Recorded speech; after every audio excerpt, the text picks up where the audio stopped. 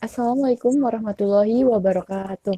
Waalaikumsalam warahmatullahi wabarakatuh. Selamat pagi adik-adik. Perkenalkan, Pagi, Bu. nama saya Jelita. Di sini saya mengampu mata pelajaran IPA. Sebelumnya, apakah ada yang ingin ditanyakan selain dari yang saya sebutkan tadi? Belum. Belum. Belum ada. Langsung saja ya. Hari ini kita akan mempelajari kalor dan perpindahannya. Yang pertama yaitu kita membahas tentang perpindahan kalor. Sebelumnya, ada yang udah tahu apa itu perpindahan kalor? Belum, Bu. Belum, Bu. Belum tahu, Bu. Ya, langsung saja ya, saya jelaskan. Perpindahan kalor merupakan transfer energi antara benda yang mempunyai perubahan suhu. Nah, transfer energi tersebut itu dapat terjadi dengan tiga cara, yaitu konduksi, konveksi, dan radiasi. Nah, yang pertama yaitu perpindahan kalor secara konduksi, yang berarti adalah perpindahan panas melalui zat padat yang tidak ikut mengalami perpindahan. Artinya, perpindahan kalor pada suatu zat tersebut tidak disertai dengan perpindahan partikel-partikel lainnya. Apakah ada yang tahu contohnya itu seperti apa?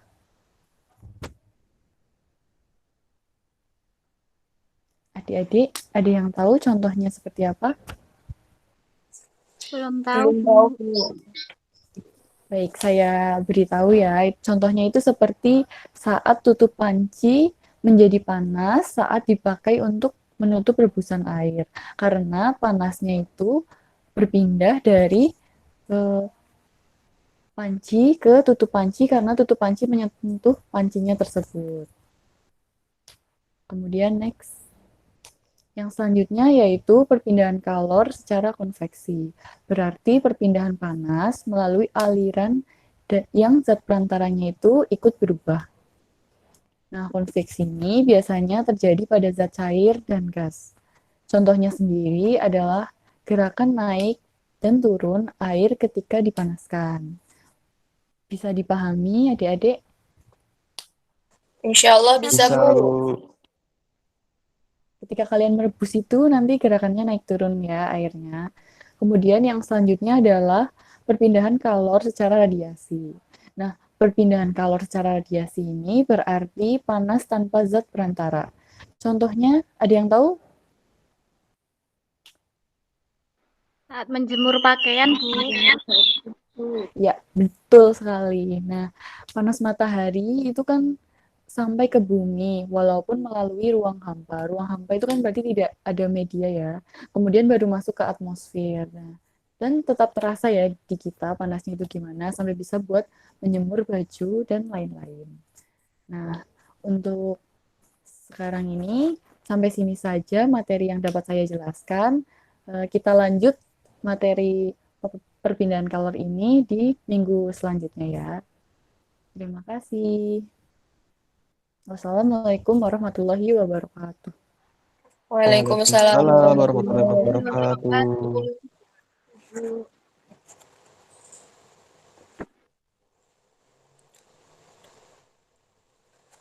Oke, Assalamualaikum warahmatullahi wabarakatuh. Waalaikumsalam warahmatullahi Waalaikumsalam warahmatullahi wabarakatuh. wabarakatuh. Selamat siang semuanya. Tak Yang kenal maka tak sayang. Perkenalkan, nama saya Fatimah Zahro. Saya dari Universitas Negeri Yogyakarta. Saya lulusan S1 pada tahun 2023. Saya berasal dari Tegal. Lebihnya ada yang mau ditanyakan lagi? Baik, kalau tidak ada, Belum, Bu. berhubung waktunya sudah mepet ya, kita langsung saja ke materi. Materi perubahan suhu benda. Nah, bagaimana sih pengaruh kalor terhadap suhu itu? Di sini ada yang udah tahu sebelumnya atau udah pernah membaca? Silahkan memaparkan pendapatnya. Bagaimana sih pengaruh kalor terhadap suhu itu? Belum, Bu. belum tahu, Bu. Kalau belum, saya kasih tahu ya. Oh, sebelumnya saya di sini saya bakalan manggil teman-teman aja karena kita seumuran. Oke. Jadi eh, ketika suhu naik, dia itu akan menyerap kalor. Dan ketika suhu turun, dia itu akan melepaskan kalor seperti itu. Nah, semakin lama pemanasan, maka kalor yang diterima itu akan semakin besar dan suhu air itu akan semakin tinggi seperti itu. Oke, ada yang masih ditanyakan atau belum jelas mengenai tadi materi yang saya jelaskan? Pak kecepatan Lanjut, seperti itu. Bu. Oke, Lanjut. jadi dapat disimpulkannya bahwa kalor itu sebanding dengan kenaikan suhu. Jadi Q sama dengan delta T seperti itu. Nah, sama halnya ketika teman-teman itu memanaskan air. Nah, ketika teman-teman masak air terus airnya itu lebih sedikit, maka itu akan lebih cepat matangnya atau dalam bahasa Jawa itu lebih umumnya itu lebih cepat gitu kan. Seperti itu. Berbeda halnya ketika teman-teman manasin air yang masanya itu lebih besar, maka itu perubahan suhunya atau mendidihnya itu akan semakin lama seperti itu.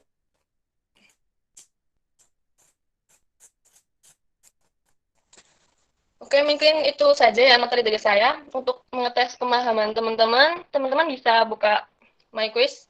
Saya share kodenya di itu ya grup WA ya. Waktunya Baik, tinggal 10 Bu. menit lagi, bisa teman-teman gunain buat isi quiz. Sepertinya itu saja dari saya. Ingat, apapun yang terjadi, hadapi dengan senyuman dan tetap semangat. Sekian dari saya. Wassalamualaikum warahmatullahi wabarakatuh. Waalaikumsalam warahmatullahi wabarakatuh. Waalaikumsalam warahmatullahi wabarakatuh. Terima kasih, Bu. Oke, sama-sama. Assalamualaikum warahmatullahi wabarakatuh. Selamat pagi, teman-teman. Pagi, Bu. Waalaikumsalam Pagi. warahmatullahi wabarakatuh. Pagi, Bu. Ya, perkenalkan, saya Nur Afifah Husnanafiah. Di sini kita akan belajar tentang proses perubahan wujud. Nah, apa sih itu proses perubahan wujud? Nah, sebelum lanjut ke materi, aku mau tanya nih, teman-teman pernah nggak sih memperhatikan sebuah peristiwa saat sebongkah es dibiarkan di ruang terbuka atau dipanaskan di bawah sinar matahari? Ada yang tahu nggak peristiwa apa yang terjadi atau perubahan apa yang terjadi? Cair ya, Bu? Ya, terus kalau teman-teman memanaskan air nih, teman-teman dapat melihat peristiwa apa aja di sana?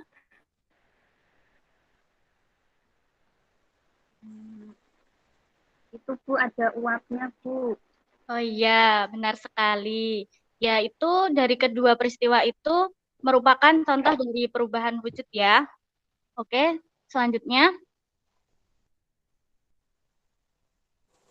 Nah, perubahan wujud itu terjadi jika suatu zat dipanaskan, maka akan mengalami kenaikan suhu, perubahan wujud, atau pemuaian. Sedangkan jika suatu zat didinginkan, maka akan mengalami penurunan suhu dan mengalami pembekuan. Next. Nah, perubahan wujud itu ada 6 ya. Yang pertama ada membeku. Membeku adalah perubahan wujud benda cair menjadi benda padat. Contohnya nih, kalau air dimasukkan ke dalam kulkas, nah nanti dia akan memadat dan lama-lama akan memadat atau berubah menjadi es. Yang kedua adalah mencair. Mencair adalah perubahan wujud benda padat menjadi cair.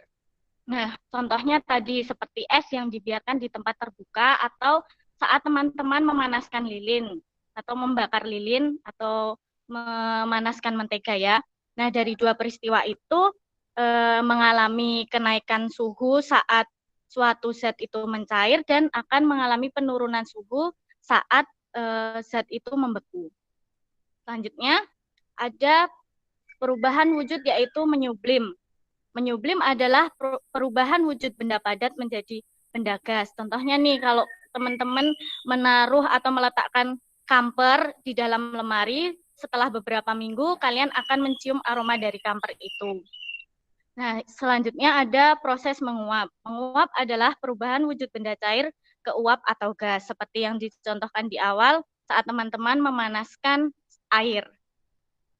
Nah, untuk berikutnya ada perubahan wujud zat mengembun. Mengembun adalah perubahan wujud benda gas menjadi cair. Contohnya itu ada embun di pagi hari atau saat teman-teman menutup gelas dalam kondisi gelasnya itu panas. Nah, ditutupnya nanti kan ada titik-titik air. Nah, itu disebut mengembun.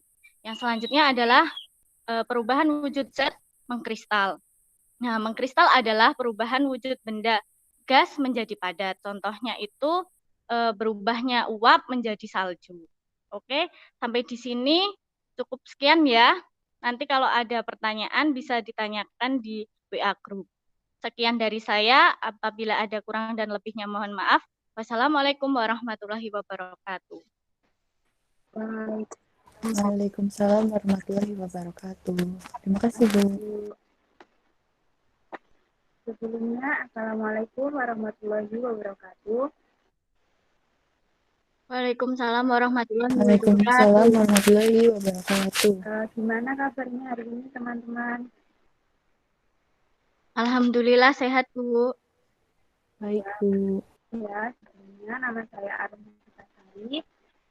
Saya dari UNJ. Di sini hari ini kita akan melanjutkan pembelajaran mengenai kalor laten. Nah, sebelumnya apakah dari teman-teman sudah mengetahui apa sih itu kalor laten? Belum tahu, Bu. Oh ya, kita pelajari bareng-bareng ya hari ini. Next.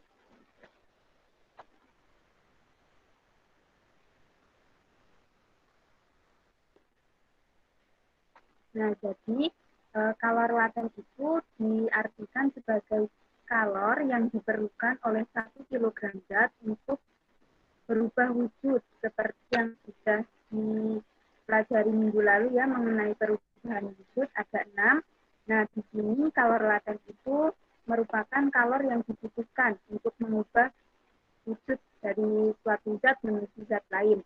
Nah, di sini ada 4 jenis kalor laten. Yang pertama yaitu kalor lebur, kalor beku, kalor didih, dan kalor embun. Next.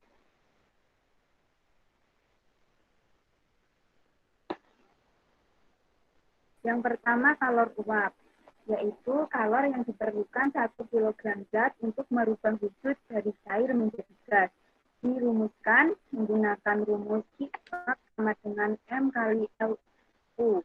Nah, di sini kalor uap itu merupakan kalor yang diperlukan dalam satuan joule, kemudian M merupakan massa benda dalam satuan kilogram, dan LU merupakan kalor uap dalam satuan joule per kilogram.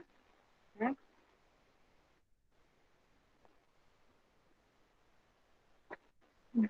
Kemudian yang kedua yaitu kalor embun. Nah, kalor embun itu merupakan kalor yang dilepaskan oleh 1 kg zat untuk mengubah wujud gas menjadi cair. Dirumuskan menggunakan rumus I embun sama dengan M kali LV, di mana I embun merupakan kalor yang dilepaskan dalam satuan joule dengan M sama dengan massa benda, kemudian LV merupakan kalor embun. Next.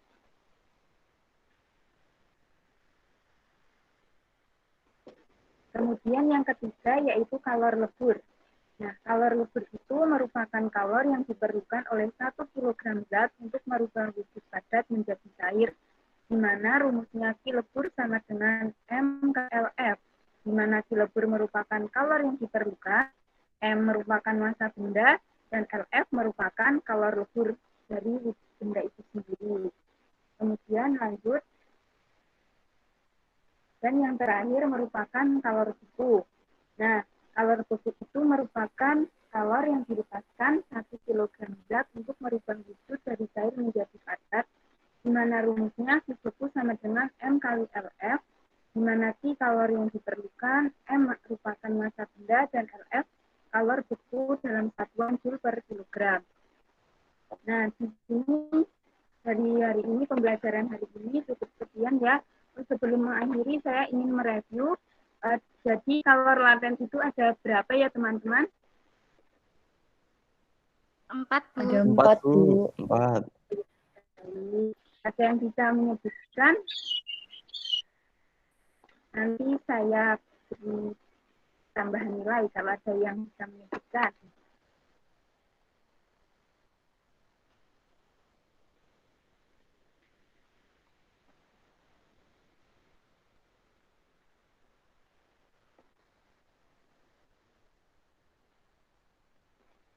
Ada enggak? Saya, Bu. Oh ya, monggo Mbak. Afifa? Ya, yang pertama ada kalor uap, Ya, kemudian kalor beku, baik. Terus? yang ketiga kalor lebur, dan yang terakhir kalor beku. Ya, terima kasih Mbak Nur Afifa. Ya, sama-sama, Bu.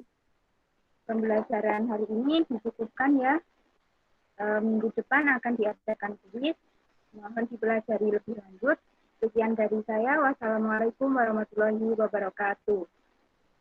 Waalaikumsalam warahmatullahi wabarakatuh.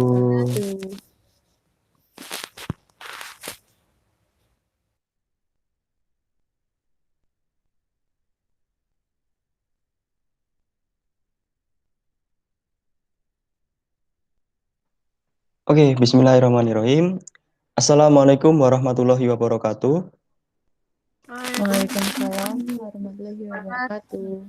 Ya, selamat pagi ya teman-teman. Semoga kita semua dalam keadaan yang sehat-sehat saja walaupun kita berjumpa lewat Google Meet ya secara online. Nah, pada kesempatan kali ini kita akan membahas lanjutan materi tentang kalor dan suhu pada minggu yang lalu. Nah, pada bahasan kali ini kita akan membahas tentang keterkaitan antara konsep-konsep yang ada pada suhu dan kalor. Nah, mungkin ada yang tahu belum nih apa saja keterkaitan yang dapat dicari dari suhu dan kalor dengan konsep ilmu yang lain gitu. Ada yang tahu nggak nih?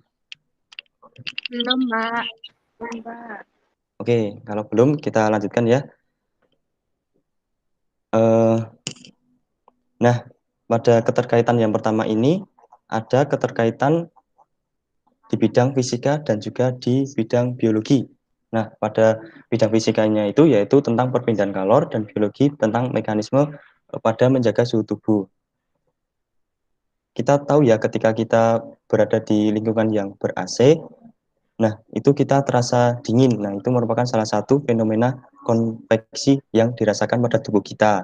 Nah, lapisan di udara yang berdekatan dengan kulit itu akan segera digantikan oleh udara baru yang secara jauh lebih cepat daripada keadaan normal. Dan sehingga menyebabkan kehilangan panas melalui konveksi suhu tersebut.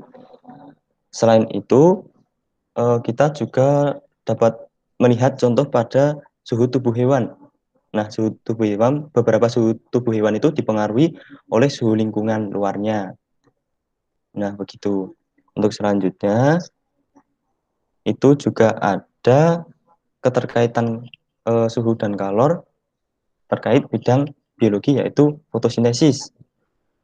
Nah, kita ketahui ya bahwa fotosintesis itu sangat memerlukan energi dari matahari, khususnya berupa radiasi dari matahari. Nah, dalam radiasi matahari tersebut nantinya akan ditangkap oleh tumbuhan dan untuk membantu proses fotosintesis pada tumbuhan. Dengan menggunakan cahaya matahari tersebut, tumbuhan akan mengubah gas karbon dioksida dan unsur-unsur mineral yang lain yang berada di dalam tanah diubah menjadi karbohidrat atau gula dan juga oksigen. Nah, oksigen ini sangat berguna bagi kita ya. Jadi kita harus selalu menjaga tumbuhan yang berada di sekitar kita karena tumbuhan itu sangat bermanfaat bagi kita. Nah, sebelum lanjut, ada yang bisa memberikan contoh lain dari keterkaitan antar konsep?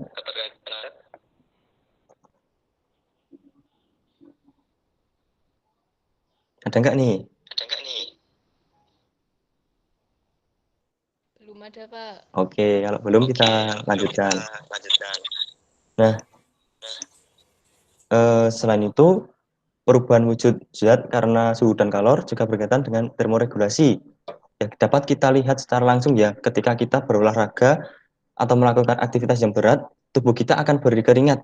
Nah, itu merupakan salah satu contoh bahwa tubuh kita melakukan termoregulasi sehingga dapat mempertahankan suhu dalam tubuh dalam keadaan yang dapat ditolerir.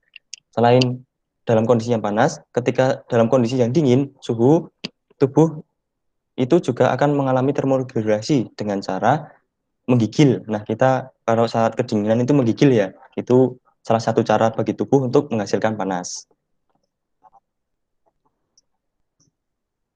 Nah, suhu itu juga sangat berkaitan dengan ilmu kebumian, terutama dalam pemanasan global.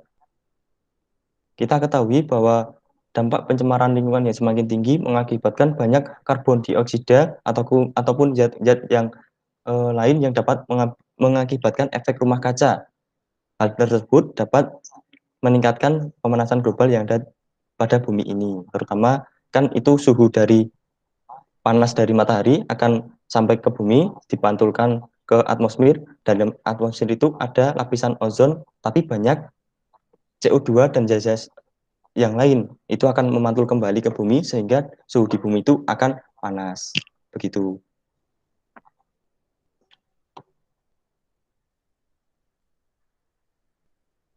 Nah, mungkin itu saja ya teman-teman buat pertemuan kali ini. Berhubung ini pertemuan yang tentang materi suhu dan kalor yang terakhir, sebelumnya kan sudah dijelaskan tentang pengertian kalor, cara jenis-jenis perpindahan kalor, jenis-jenis kalor, dan ini juga ada tentang keterkaitan antara kalor tersebut.